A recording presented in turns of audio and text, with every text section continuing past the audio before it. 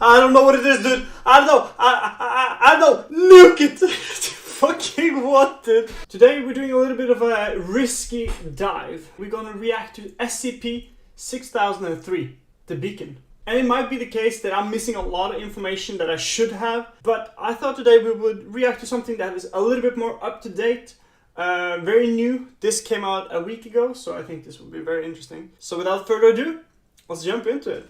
SCP-6003, the beacon. Working for the Foundation certainly does not seem like a great gig, even in the best of conditions. True. From researchers working with unpredictable and deadly phenomena, to MTF agents sent in to contain a rampaging monster, to your everyday containment breaches, your average Foundation personnel has to deal with a tremendous amount of stress. One especially dangerous and stressful aspect of the career, though, is when personnel are sent in to investigate a completely unknown anomaly, which is what we'll be looking at today. Ooh. Combine that with an extended period of isolation, long working hours, and little to no backup, and you've got quite the recipe for disaster. True. I mean, they gotta be paid SCP-6003 right? is an island located in the Pacific Ocean, or, more accurately, located inside of an extra-dimensional pocket of space in the Pacific Ocean.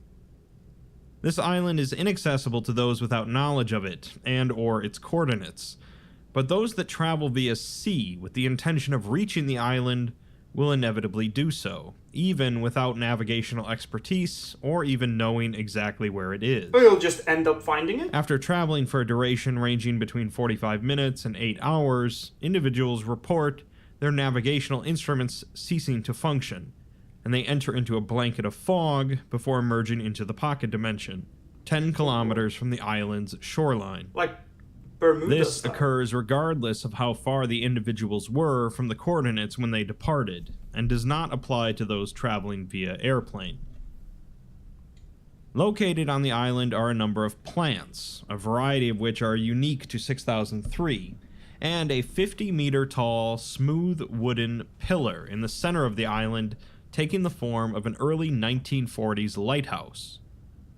It appears to be one solid piece of hollowed wood, with the top section carved into a lantern pane, although it is not an actually operating lighthouse.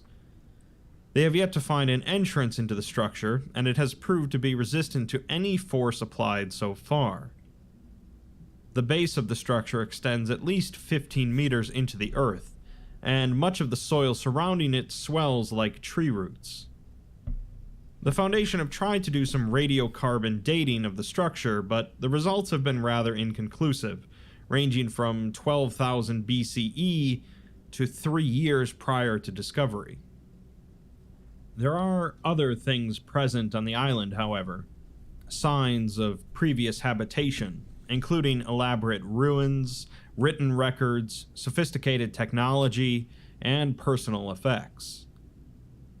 The Foundation's best guess is that whoever lived here inhabited it upwards of 2,000 years ago, but they haven't found any outside corroborating information about who this civilization was. There doesn't seem to be any evidence of trade records in the writings found, and yet a number of things the Foundation found, including tools, statues, and lodgings, are comprised of materials not naturally occurring on the island. So far, they have yet to find any physical remains. The island first came to the attention of the rest of the Foundation after the passing of 056 in 1968.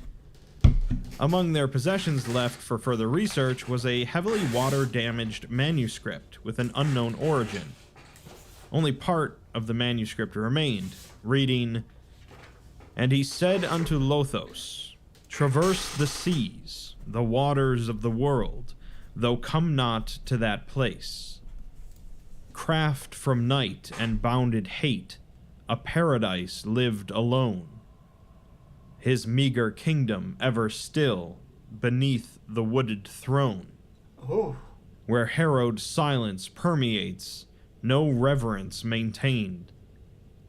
A quiet corner undisturbed, the sleeping giant remains. Wait, isn't there like a species of giant in the SCP Foundation? I'm so sure I heard somewhere along that there's its own like civilization species that that included a type of gigantic humanoid. Cool, though. Ooh, dude, this is turning out to be spicy, dude. Let's go. I know I'm a bit of a nerd, but I do really appreciate when they have a little bit of an artistic hue to it, if you will. A little bit of a poetic glow. And I think it's because Lord of the Rings had it. So I always remember like the poetries that they had and the songs and lyrics. Vantala took heed of her master's warning and wept. It seems that 056 was able to decipher the coordinates of the island from that passage by using numerology, which were also entrusted to the rest of the Foundation. The initial team sent to check out the coordinates consisted of members of MTF Zeta 67, Anchors Away, and 3 researchers, Thomas Swain, Emily Clark, and Rosa Ham. Swain, the head of the research team, kept a journal of the encounter, and as usual, I'll read the excerpts verbatim. When the Foundation sends us out, they usually want something in particular. A captured anomaly, a person of interest, something. Getting sent out for preliminary exploration, on the other hand, makes you feel like a ball in a pachinko machine. They're just dropping us and seeing where we land. This time around, we didn't get any concrete instructions other than doing a clean sweep of the place and making sure that everyone gets out in one piece. There was always a chance that those would be at odds with each other, but the higher-ups never were revered for their communication skills. Past the initial shore, there's a ring of craggy, silt-laden plains. A brief trek through the sediment, and we came into a grassy, lush valley. The change in scenery was jarring, but considering the circumstances of our arrival, it wasn't unbelievable, just nonsensical. Then there were the ruins. Lots of them, laid throughout the valley clearing as far as the eye could see. Each building was one long room assorted into horizontal sections. Well, diagonal columns. The thing was that each room was slightly more elevated than the one before it, like a massive, circular staircase. You know the Colosseum? Picture that, but gray, falling apart due to hundreds of years of natural decay, and 1,000 times bigger. Footage from Swain's body camera shows him walking the perimeter of the island amidst the ruins, coming across a particularly wide ruin composed of what appears to be sandstone. On the right side of the entrance is a featureless stone pillar extending to shoulder height, its top significantly more worn than the surrounding structures, as if it had been touched by many hands. Swain enters the ruin, remarking to himself on the rows of what seem to be stone benches that get progressively taller. His best guess is that this was some sort of communal space, but he's interrupted when he stumbles over a broken stone cylinder, only 2 inches tall. He crouches down to inspect it, but then spots a second stone cylinder between 2 benches, broken at one end and with a prism embedded into the other end. He grabs it and places it on the broken base on the ground, holding it with one hand while shining his flashlight through the prism. He suspects that this was a primitive light source, as the prism would light up the entire room if some sunlight hit it. Ooh, cool. He places the cylinder down and heads to the back wall of the ruin, where he finds 6 haphazardly carved pillars. The first 5 have a wooden box on top of them, but the last one is coated in a thick, stone-like substance, which is concealing any box present on it, if there is one. Swain doesn't know what to think of all this, as everything is either too ancient or in complete shambles, but he heads over and opens the first box. Early on, they mentioned that this is like, oh, it's scary, being some a person to explore something for the first time, something anomalous that we don't know. I would think that's like the greatest part. Like, yes, it's a little bit unknown, and you might die any second from any kinds of creatures, and you never know, right? But what would you choose more? Get a concrete assignment to research on something known, or go to something unknown? If somebody came up to you and was like, okay, I want you either to go and explore an island with ancient ruins that we don't know anything about, or I want you to go and try to converse with SCP-682. Which are you gonna pick? I mean, you know 682's a lovely dude, but his track record is not that great.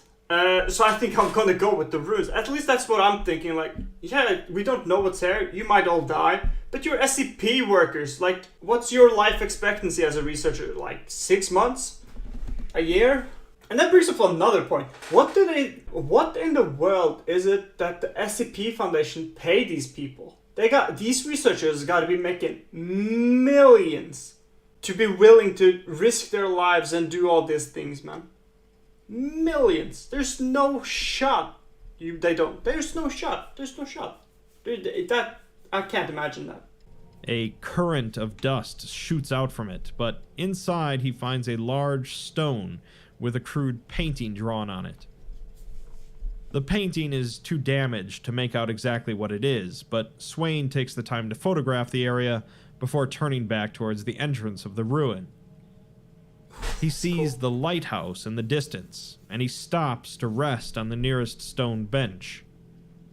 His body camera continues to face the entrance, but he's otherwise motionless for several minutes, occasionally mumbling to himself. Eventually, Emily contacts him on his radio to inform him that she and Rosa finished encircling the ruins. Swain didn't even hear her, though, and asks her to repeat the message. She says that they're going to try to see what's in the middle, and Swain tells her that he'll start making his way over there. We're given another journal excerpt. Ooh, let's go. The outermost rooms had what may have once been 40 centimeters or so of steps, while the innermost ones were stone roofs poking out of the dirt. The low-laned buildings we could access had stairs leading down, so it's clear that they were supposed to be at least partially below ground.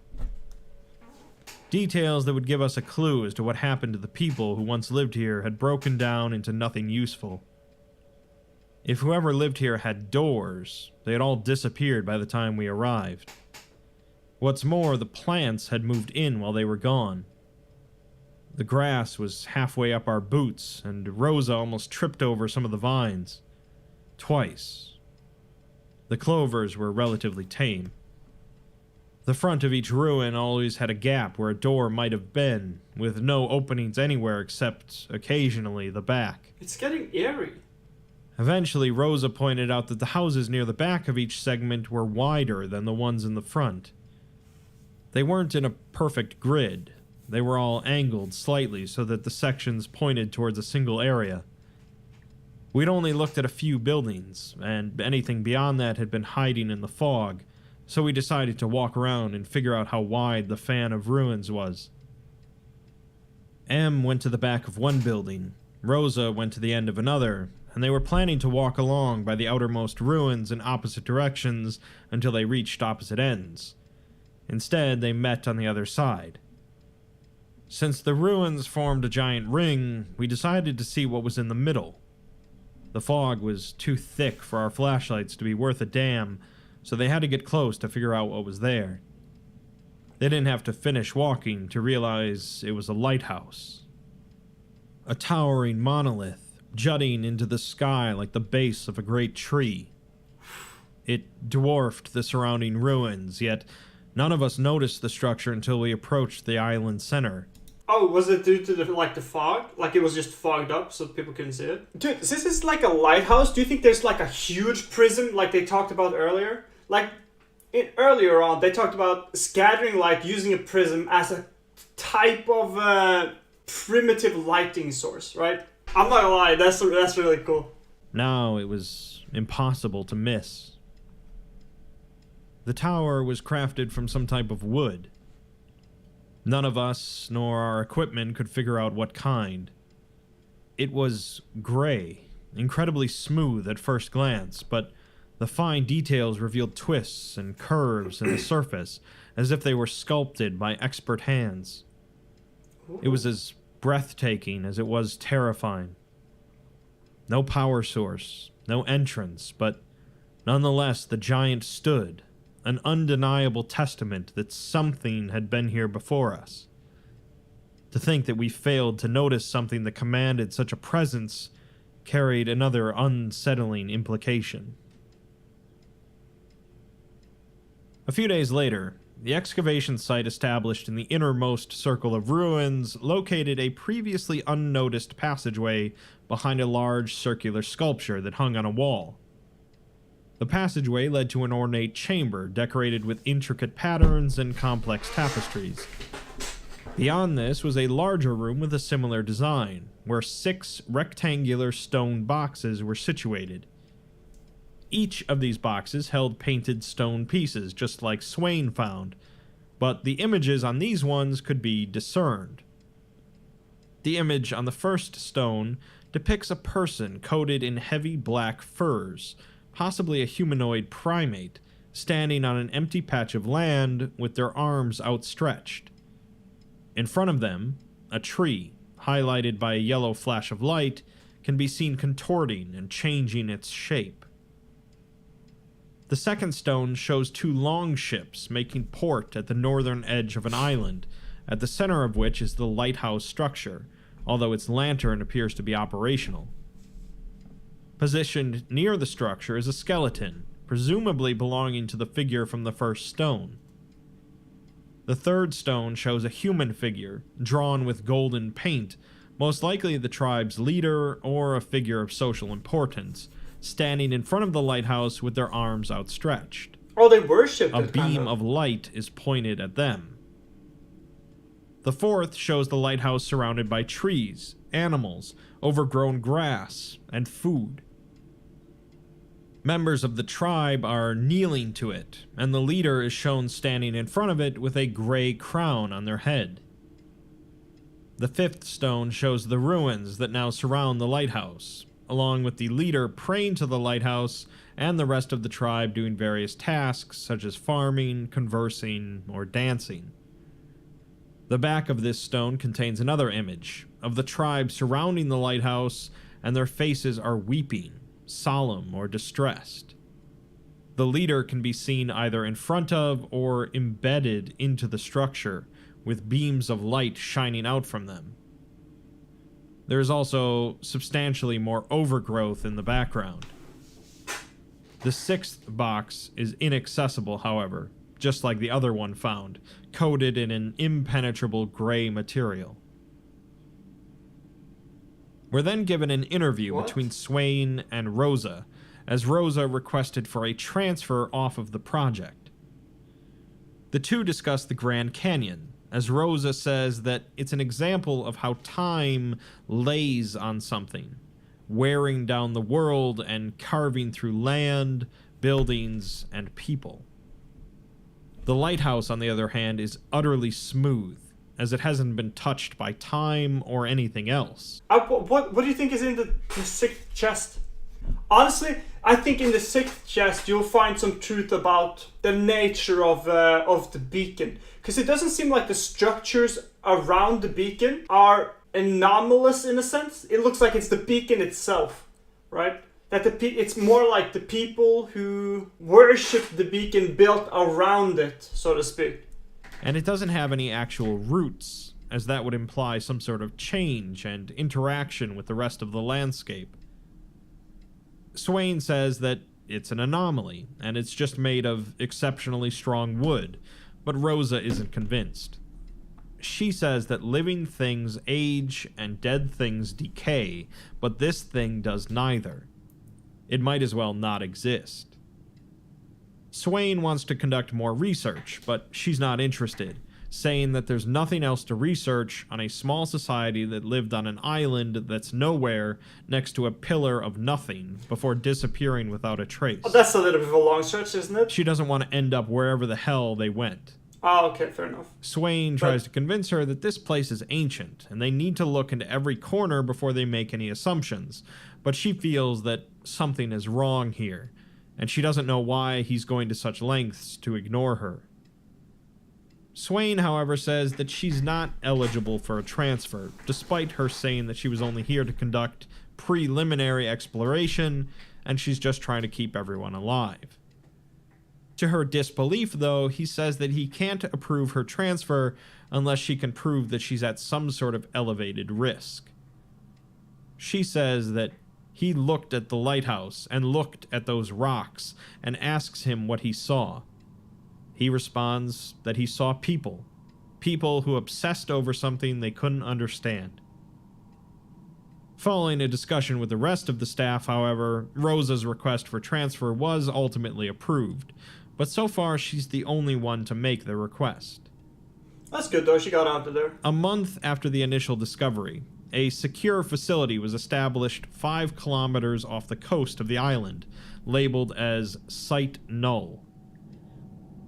16 personnel, sourced from the initial exploration team and the Foundation's archaeology department, were allocated to the site, led by Swain, with Emily Clark heading up the research department. The primary directive of the site is to function in conjunction with archaeological operations conducted on the island, with 6 excavation sites established so far. Over the course of the following week and a half, the staff reported a number of anomalous events occurring on the island and at the site itself. Here we go! Numerous seagulls were seen circling above the site, and they are described as vulture-like, despite there being no recorded deviance from normal seagulls. It's unclear how they made it to this extra-dimensional pocket. A rogue wave formed unusually close to land, colliding with the site and injuring 3 personnel.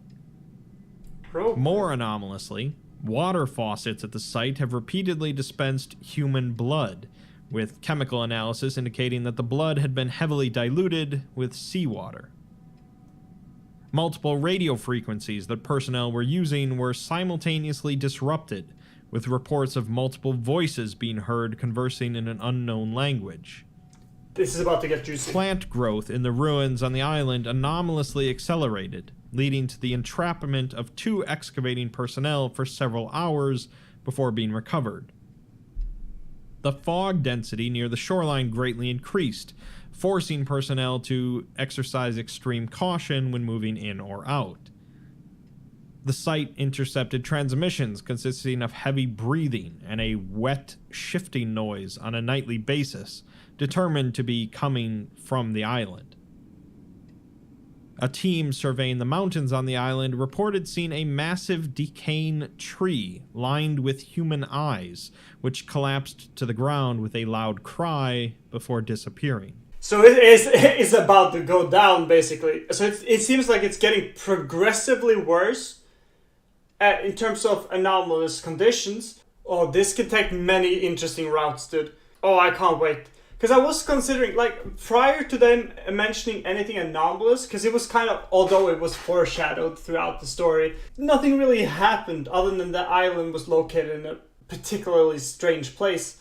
It wasn't much anomalous about it, really. An island in a pocket dimension, no apparent anomalies. Perhaps it could be used as a facility to detain SCPs. Considering that the Foundation is probably always looking for advantages and ways to increase their capacity to hold anomalies. Let's say like SCP-682. I like using SCP-682 because he's a rather violent escape artist that is immortal, you know. I have a tendency to kill a lot of people. So if you could put him in a pocket dimension far away from anyone that nobody really could access, that would be, I would consider, highly beneficial for most people. But it doesn't look like that's a possibility anymore. So, unfortunately. 2 personnel that were fishing off of the site's dock reeled in a sealed wicker basket with several holes punched into its top half. When it was opened, several cloths and a small piece of bark engraved with an unknown symbol were found inside. Underground personnel at one of the excavation sites report hearing jovial sounds coming from above them and seeing dancing silhouettes flicker on the walls as if cast by a flame. The sounds were described as fleeting, and recalling the experience causes them emotional distress, often to the point of tears. The captain of the MTF refused to emerge from her quarters for 3 days, citing a claim that the lighthouse was watching and judging her. On the 4th day, she suffered short-term memory loss and could not recall the events of the past week, forcing her to be relieved of her duty. An archaeological team of 4 was seen standing in front of the lighthouse for 8 hours straight, each individual situated in one of the cardinal directions around the pillar. When questioned, none of them viewed their actions as abnormal. A passing vessel was seen on the horizon, described as a long ship made from black, curved wood, with its bow holding up a large figurehead of what appeared to be the open-mouthed head of an ape, with eyes replaced with stones. Dude, so they were just standing around it? We're not gonna finish this up. Dude, we got a lot of digging. Please, dude, just come back. We found like a stone tablet. We need to decipher. It's like, but I am paid by the hour. No problems here. Fuck you. But that does mean it has an effect on your mental capabilities. It does affect your behavior. It's like their minds are getting slowly but surely wiped. The vessel passed within 10 minutes, undetected by the site's radar. Personnel continue to report feelings of constantly being observed at the site and on the island, and Emily Clark becomes overcome with a fit of mania, fully convinced she is suffering an eternal punishment in the afterlife. She repeatedly cried out that vines were constraining her and pulling her into the ground. After several hours, she regained her composure, but noted distress has been observed in her demeanor since. Several personnel stationed on the island reported seeing holes in the ground with large human eyes embedded in them, described as crying. Another transmission was intercepted, determined to be coming from the island, consisting of screaming. Personnel testing the chemical composition of the lighthouse experienced minor ground tremors, localized to the area immediately surrounding the pillar. All of them reported the sensation of hands grabbing onto their lower bodies and pulling. One of the site personnel collapsed in the field, and after a prolonged struggle with medical attention, during which he claimed his body was being pierced in multiple locations, he expired. An autopsy revealed that his nervous system had been replaced with fibrous tree roots. What? Finally, the island's anomalous formation of heavy fog is disrupted for the first time as a storm takes the island, which has yet to subside, relegating all activity to the offshore site. He became plankton? In other words, it's a pretty weird island. During all of this, Swain spent most of his time focused on studying the lighthouse. After the formation of the storm, he goes back to the island again, this time joined by Joseph Legueux, an expert on anomalous ruins and structures. The lighthouse seems to be made out of petrified wood, anomalously tough, and Legueux says that he's heard that they petrify the shelves in the Wanderer's library, but those shelves have color, not the uniform gray of this lighthouse. He doesn't think this came from the Wanderer's library, and it's possible that whoever lived here built it.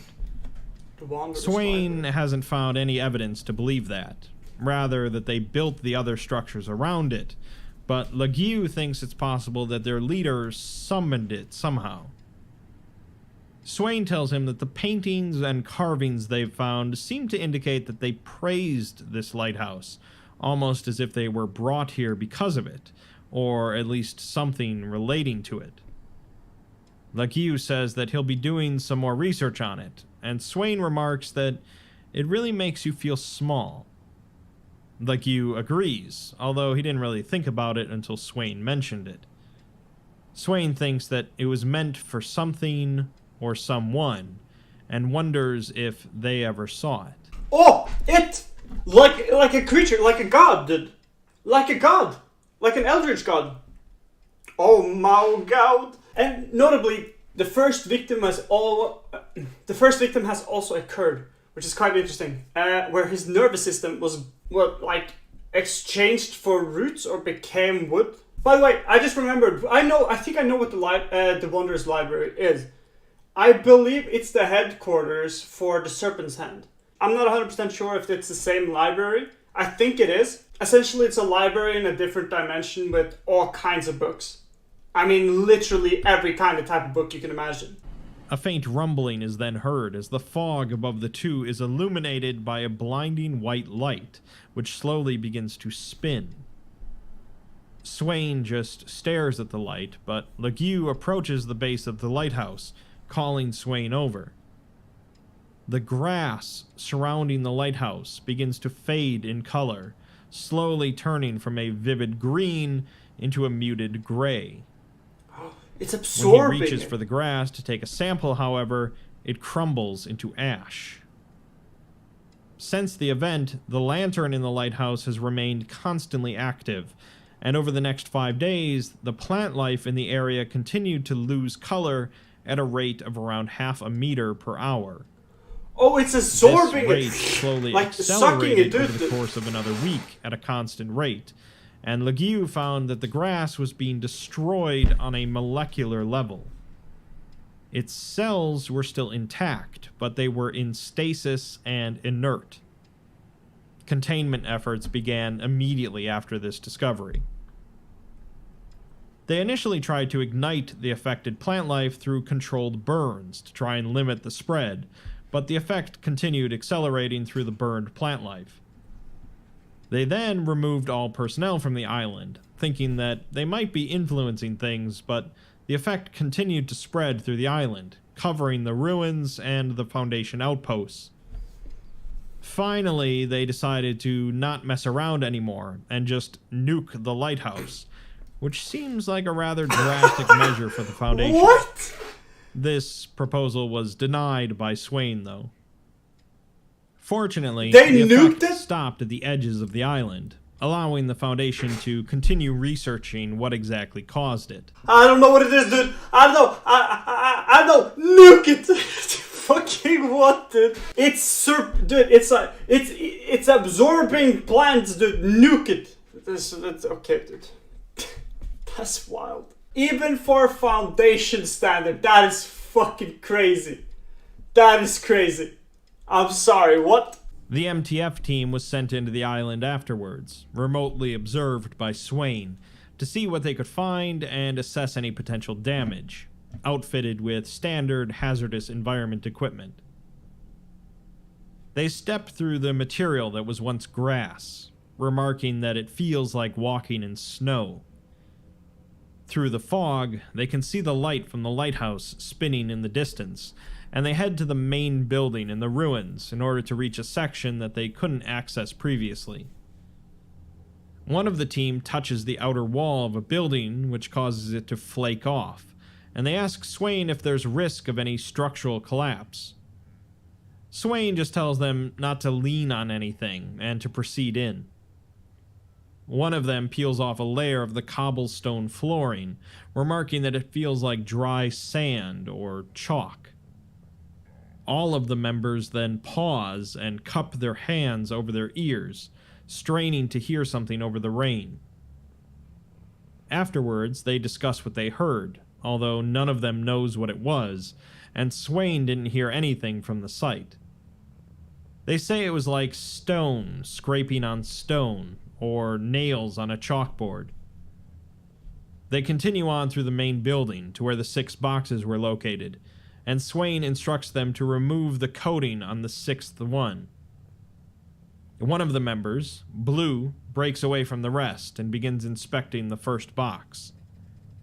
Shortly after, Swain asks where Blue went, Open but the sixth rest box? of the team seems confused, as if they never had a teammate named Blue, and they ask if everything's alright. The conversation is interrupted with the coating being removed, and Blue suddenly begins speaking over the comm system.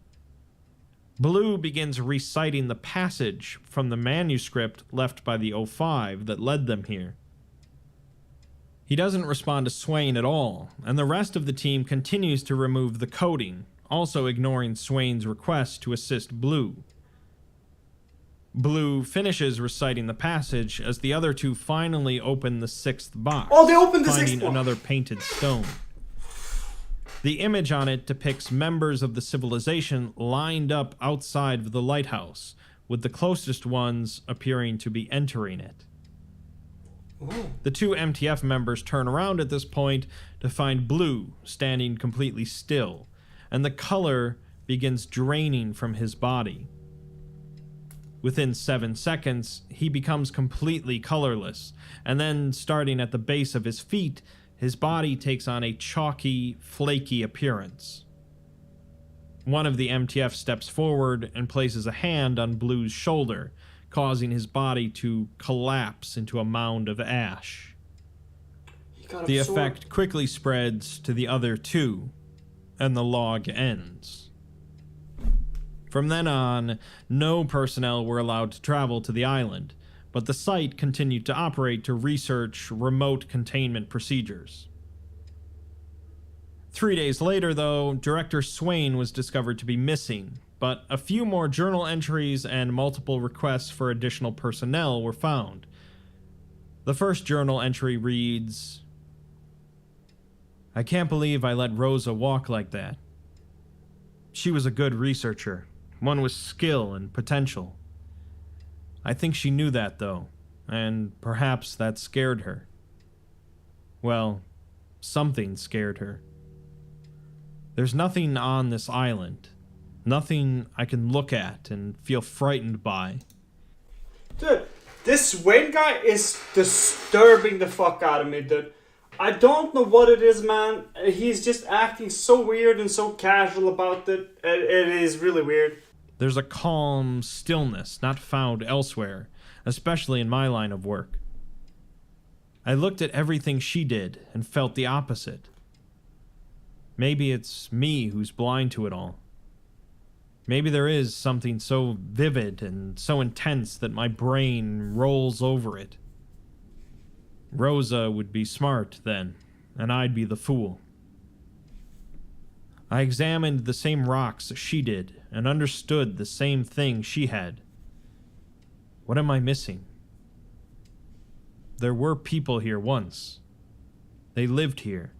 They worshipped a god who provided for them, a god who is now defunct, as are they.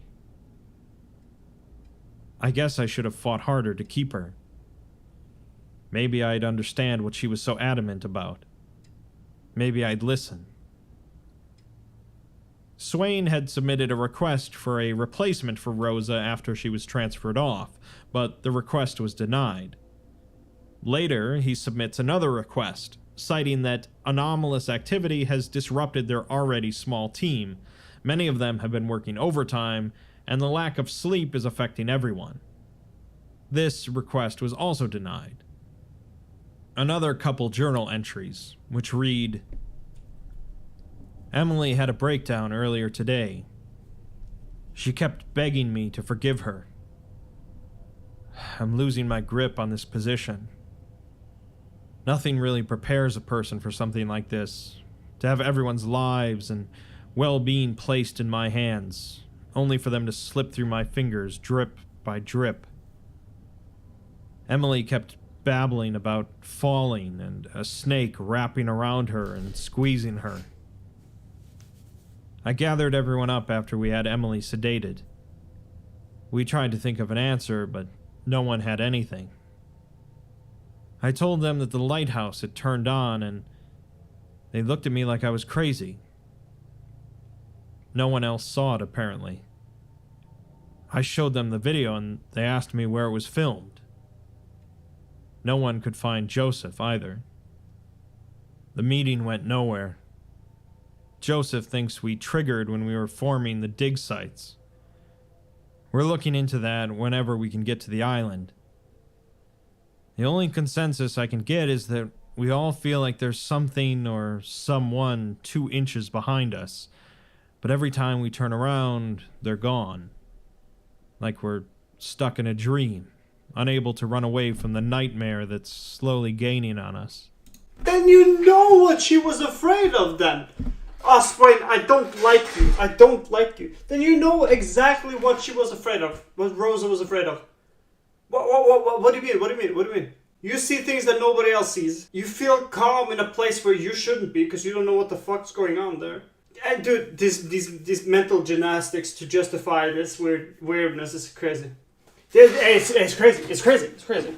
If I were to report somebody to a group of others and nobody else saw it, I would leave immediately. Do you see that thing in the background there? It lights up. Do you see it? No? Alrighty, I'm going home. That's it, dude. It's a wrap. It's a wrap, dude. I'm leaving. I think Swain is just mad that Rosa has brains, Doug. She knows when shit's weird. In the SCP universe, you get out. That's what you do. If you want to live long and keep doing this job that you're doing, you leave as soon as there is anything that is remotely strange. You're not going to be like, oh, I feel calmness here. Dude. I need more people. I need someone to help us stay sane and work through this. I sent our only protection to die today. I can't figure out if I'm to blame or the lighthouse. They'll never believe me when I say it. It's still watching me as I write this. Emily says I'm paranoid and that we're safe here. Are we safe anywhere near this god-forsaken place? I had to abandon my men, and they were rendered to chalk, to ash, to nothing. Swain submitted yet another request for personnel, writing that they're all burnt out and cramped on the oil rig, and one of the team broke her leg due to the rogue wave, and she still isn't ready to work. He's not sure if Rosa talked to whoever is in charge of the transfers, but she was never in any real danger. He only let her transfer because he realized she was too out of her mind to get any work done if she stayed. Their only task force agents are gone, and until they get more personnel, the Foundation is putting their lives at risk.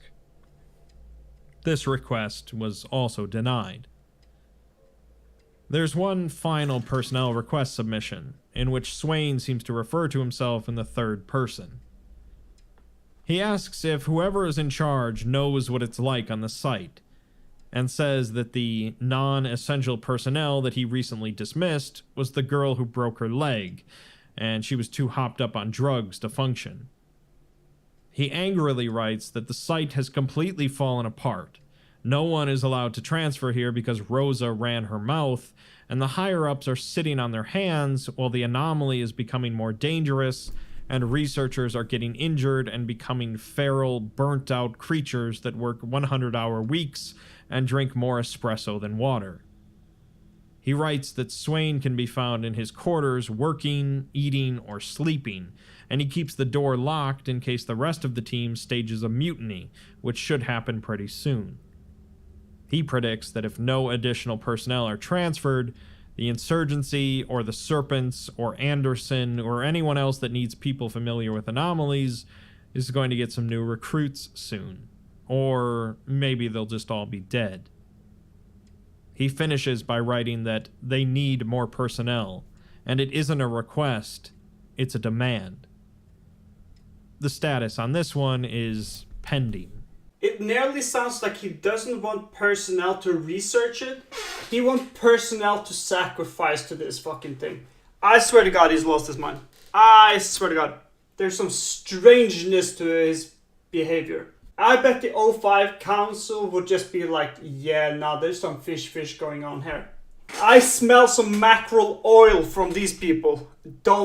There's something wrong. Swain's final journal entry simply reads, "I don't know what else to do." The following night, surveillance drones alerted Site Command that an unknown person had landed on the island, but any attempts to communicate with them failed due to the decay on the island and the persistent storm. After 12 minutes, though, the person remotely connected with the site via a body camera. The person is, of course, Swain, and he's standing in front of the lighthouse. Emily, back on the site, asks him what the hell he's doing and tells him that he needs to come back now. Swain says that he had to see it, and that Rosa was right about it all. The people that lived here went into the lighthouse for some reason. Maybe it wanted them to, maybe it told them, but they loved it. Swain begins to look at the rotating light and stays silent for the next few minutes as Emily tries to converse with him. He finally says that he thinks about it a lot. They have these plants that are completely unnatural to this world, and these ruins which are an unnatural addition to this island, but the thing that was always here was this lighthouse. It's been the only thing watching this island and watching them. The light from the lighthouse seems to pause, overexposing the camera feed. Swain says that the people who were here figured that out too, and they knew that it was only safe inside of it. A loud scraping sound is heard, and a large gap can be seen in the lighthouse's walls, with a pitch-black interior. Swain says that you just have to understand that, and then it will accept you. He proceeds to enter the structure, causing the feed to cut out for 3 seconds, before returning, showing him standing on a barren field as snow or ash rains from above him. The entirety of the expanse is in grayscale, and Swain begins to move forward silently, following multiple sets of footsteps. He says that he knew it. They left a path for them. He continues on for the next 14 minutes, reciting the passage from the manuscript to himself. Eventually, he comes up to a massive tangle of vines and roots, a vivid brown in color. He says that it all makes sense, and that the poem was right. He really thought it was a warning, but it wasn't. Entwined within the massive bundle of roots are at least 200 corpses, dressed similarly. They can all be seen slowly exhaling and inhaling in unison, with comparison of the footage showing that their breathing pattern corresponds to each rotation of the lighthouse's lantern. Swain approaches 3 bodies specifically, with identical clothes to the rest, but each bears the MTF insignia on their right biceps. Oh, it's the Foundation Swain members. says that it wasn't a warning because it wouldn't let anything else die on its watch. It stopped and conquered death. Swain begins to cry as he says that it took the island back and took their agents in order to save them. They woke it up and it wants to save him. He understands, as anything is better than the expanse, the not knowing, the struggle. They'll come and go and suffer in the process, while the ones here will remain as long as the lighthouse stands. He says this is beautiful, and sees a more ornately dressed corpse at the center of the tangle, with a gray crown laying at the left of its head. He finishes by saying that this is our throne, and drops the camera. Sounds of stretching and slithering are heard, followed by the sound of tightening and wet movement. The feed continues for another 3 hours, with only the sounds of breathing heard. So, we have an island that draws people in order to make them part of some sort of immortal hive mind cluster inside of a lighthouse. Except that the lighthouse and the island don't really force people to stay, but rather they invite people in that end up wanting to stay. There was nothing that prevented them from leaving the extra-dimensional pocket, as we saw with Rosa, but the rest all willingly stayed there, even as they were being pushed to the breaking point.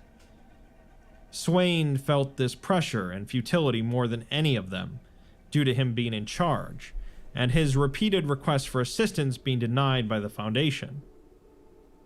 In the end, he saw the value in leaving behind this normal life of pain and suffering with no rewards, and willingly joined the entity and the others that preceded him.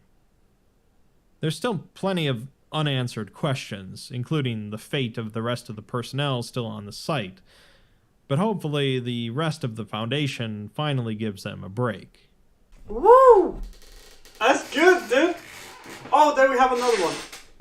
And he said unto Lothos, traverse the seas, the waters of the world, though come not to that place.